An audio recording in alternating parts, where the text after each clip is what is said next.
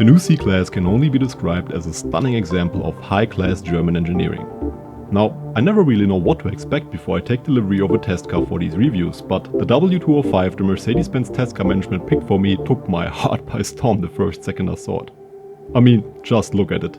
These elegant flowing lines mixed with the dynamic appeal of the optional AMG package, to my eyes, it's simply a perfect looking sedan. Audi and BMW might as well give up now. I wouldn't even give an A4 or 3 Series a second look anymore, I really mean it. Technically, we're talking about a new lightweight design with high aluminium content and a car with the best aerodynamics in class with a CD value of just 0.24. A longer wheelbase, increased length and more width give the new C-Class more room in the interior, which by the way achieves a new benchmark for NVH, noise, vibration and harshness.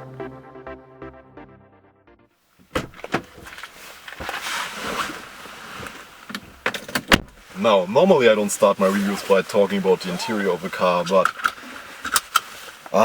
this new cabin here is such a jewel. I used to run the predecessor as my company car for a while, and the moment I stepped into this car I was just amazed. The quality of this interior, it's just amazing. I mean, everything inside here is extremely well made and feels like it is such high quality, such a big step forward to the predecessor. And I'm sorry if I'm going to ramble a little bit in this video, but my brain is loaded with 40 pages of press text.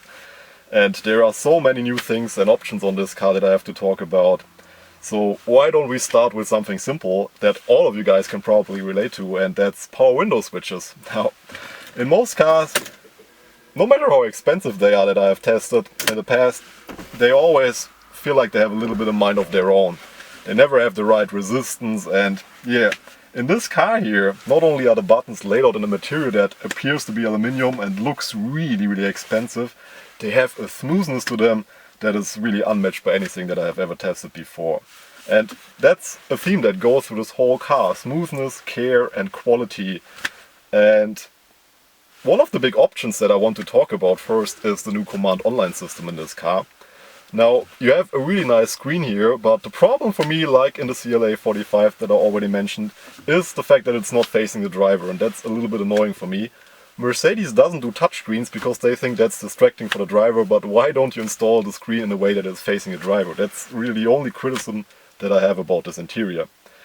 But the new center console here with this really nicely made touchpad and the rotary controller that you have here feels really amazing. I mean, if you are used to the command online system from the predecessor, you will have no problems to operate the system, and on this new touchpad you can write and you can swipe through your music and stuff like that, so that really works well and is an amazing system. And the buttons here next to it for the volume and for the agility select program for the chassis and the transmission really feel like they are made of high quality material. And so does this center console here with the buttons for the aircon. Now, another option that I want to mention is the Burmester sound system that you can now get for the C-Class, and I'm only used to Burmester systems from driving Porsche cars, and in Porsche cars they are really expensive, so it's really nice that you can get a Burmester system in the C-Class now. And Mercedes actually uses a new unique front bass system that is laid out here in the footwell. I'm not really sure how it works, but the sound quality of the system is amazing. I mean, really great. And it's not that expensive actually. It costs around 900 euros, and that's a bargain for the sound quality that you are getting in this car. Apart from that, well, I have the AMG package on this car for the exterior and interior, which gives me this flat bottom steering wheel and aluminium pedals. Well, maybe not everybody likes flat bottom steering wheels, but for me, being a tall guy, 6'4", it's always nice to have them because they give me a little bit more space for my legs, and that's very convenient. Well, apart from that, the interior is a little bit bigger. If you want to have passengers in the rear, go for the station wagon, go for the T model, because headroom is still not that great in my opinion for taller people, but the driving position, the quality, how expensive everything feels in this car, I'm just amazed by it, really. So now we have to go for a drive, because there's so much new stuff on this brand new car, brand new C-Class, that I have to talk about. Before I forget something, let's go for a drive and see how this car does.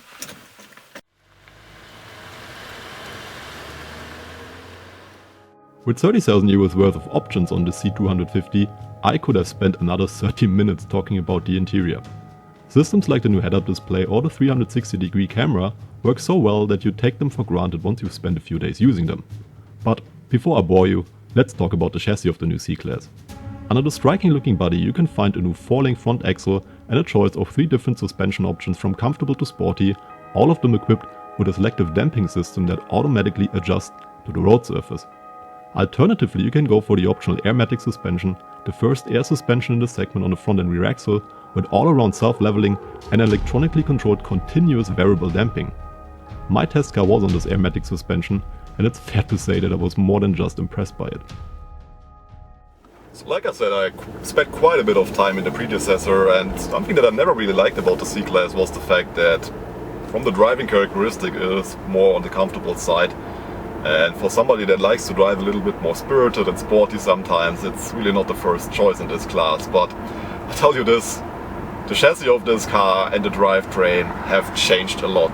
There are 5 different drive modes that you can choose, 4 fixed ones that I will talk you through in a minute, and an individual setting that you can, choose yourself. So the first drive mode actually is the Eco mode, and as the name says, that is really just good for economical driving.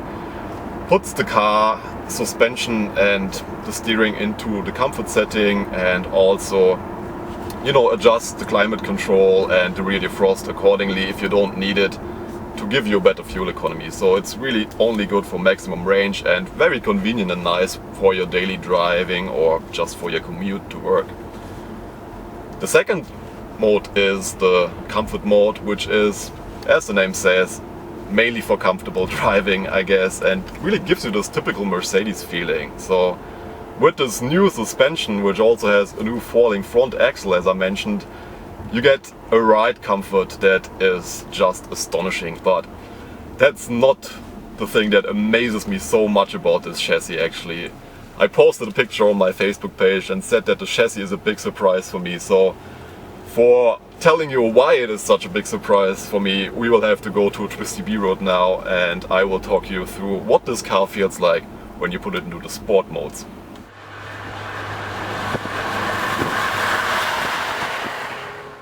Well, normally in the sport mode, a car with adjustable suspension to me often doesn't really feel all that different to the normal modes that you can get, and sometimes even a bit synthetic. So I'm not really that much a fan of these systems, because they never really feel like there is a clear difference between the modes, at least when we talk about sedans like this one here.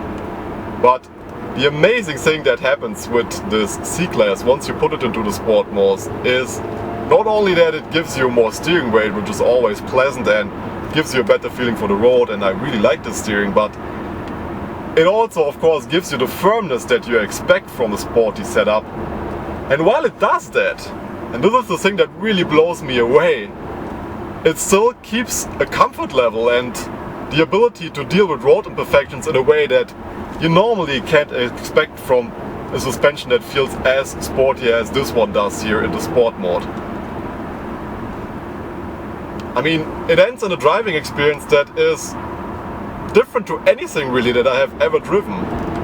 This confidence-inspiring driving experience with minimal body roll, just the right amount of body roll to give you a good feeling for the limit of this car, and the ability to deal with road imperfections at the same time is really, really amazing and blows me away. And that's only possible because this car, like I said, is the first one in class that has continuously adjusting dampers. And yeah, the driving experience of this car with these dampers is just amazing. So the car that I'm testing here is the C250, which has an inline 4-cylinder engine with turbocharging technology, 2 liters, and makes 211 horsepower. So it's actually pretty similar to the C300 that you guys will get in the States. And it's a lovely engine. It makes 350 Newton meters of torque between 1200 and 4000 RPM, so you have great low-end torque in this car. And once you put this engine into the sport mode and shift the transmission manually, I will talk about the transmission a little bit later on. Yeah, it has good power, it likes to rev and it's responsive. So for a 4-cylinder, this is really a great engine, I have to say. 0 to 100 kph takes just 6.6 seconds and the top speed is 250. For a daily driver, you really don't have to ask for more, I guess. And on top of that, Mercedes of course has worked on the efficiency with this new transmission here, and they achieve really good fuel economy, these 4-cylinder cars.